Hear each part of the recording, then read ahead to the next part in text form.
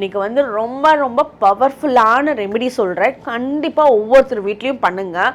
உங்களோட வீட்டோட ஆறாவே ரொம்ப பெட்டராக இருக்கும். வீட்டில் இருக்க ஒவ்வொருத்தரோட எனர்ஜியும் பாசிட்டிவாக இருக்கும். வீட்டில் என்ன விதமான நெகட்டிவ் எனர்ஜிஸாக இருந்தாலும் எல்லாம் அப்படியே அடிச்சுட்டு வெளியே போயிடும்.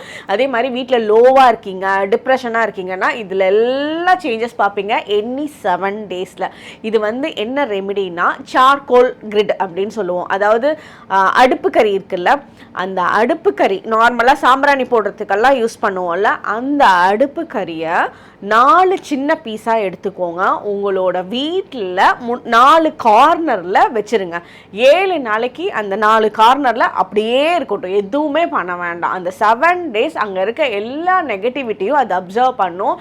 அதை நீங்கள் காலையில் எந்திரிச்சோடனே நம்மளோட வீட்டில் இருக்க எல்லா நெகட்டிவிட்டியும் அந்த சார்கோல் வந்து அப்சர்வ் பண்ணுது, இந்த கிரிட் வந்து அப்சர்வ் பண்ணுது, இந்த அடுப்பு கறி வந்து எல்லா பிரச்சனைகளும் ஈர்க்குது அப்படின்றத மட்டும் நினச்சிக்கோங்க. 7 டேஸ் கழிச்சுட்டு உங்களோட வீட்டுக்கு வெளியே எடுத்துகிட்டு போய், வாசலுக்கு வெளியே எடுத்துகிட்டு போய் கொஞ்சோண்டு சாம்பிராணி போட்டு அந்த வீட்டுக்கு வெளியவே வந்து அதை வந்து எரிச்சு விடுங்க. நார்மலாக சாம்பிராணி போடுவோம்ல, வீட்டுக்கு உங்களோட வாசலுக்கு சாம்பிராணி போடுங்க இந்த அடுப்பு கறியை வச்சு. ஸோ அங்கே இருக்க எல்லா அப்படியே சூப்பரான எனர்ஜியை கிரியேட் பண்ணுறதுக்கு இந்த சார்கோல் கிரிட் சூப்பரான ரெமிடியாக இருக்கும். கண்டிப்பாக பண்ணி பாருங்கள். 7 டேஸில் ரொம்ப பாசிட்டிவாக ஃபீல் பண்ணுவீங்க.